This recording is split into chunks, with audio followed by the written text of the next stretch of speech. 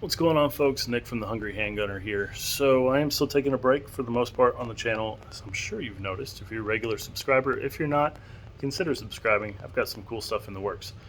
Anyways, what we're going to talk about today is the NICS Denial Notification Act. Kind of snuck into the Omnibus Bill passed in March. I'm just now hearing about it, and I work at a gun store, as you can tell.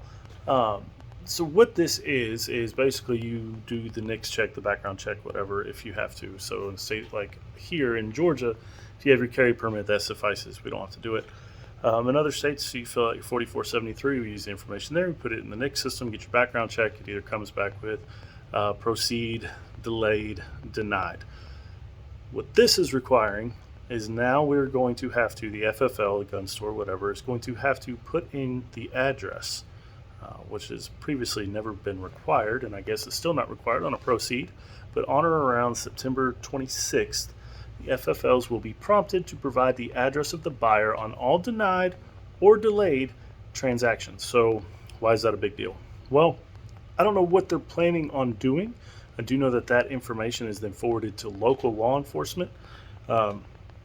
So I don't know if they're going to come check up on you, figure out why you're trying to buy a gun, blah, blah, blah. The major issue I have with this is delays, right? Delays frequently turn around and get proceeded or approved or whatever. Sometimes within the hour, sometimes, it takes a couple days. So giving them that information to potentially set up unneeded interactions between law enforcement and American citizens is not really a good look, in my opinion. So ways around it, at least now. Georgia did recently become a constitutional carry state. That's all well and good. I'm still keeping my permit, especially now, because that permit suffices the background check, makes gun buying a little bit more predictable, in and out, whatever, and also reciprocity going to other states. But this is one surefire way to keep from getting caught up in all that.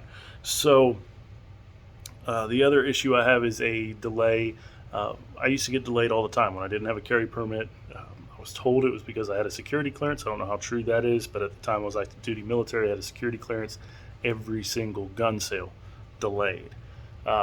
So I don't really like the idea of being forced to provide address information for people that are breaking no laws.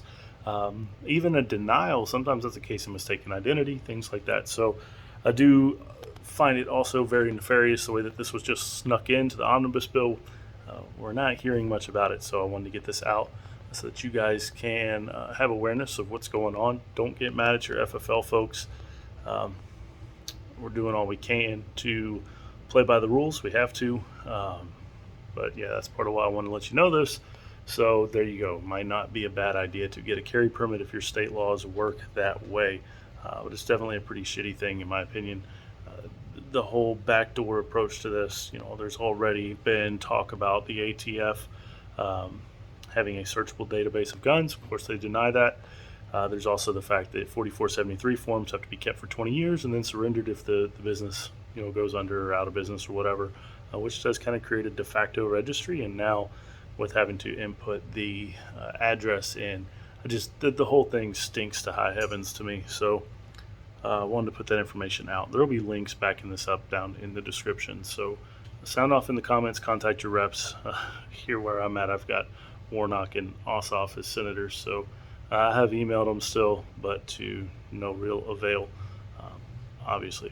So that's where we're at with that. So, yeah. All right, guys, stay safe. Keep shooting. I'll be back soon.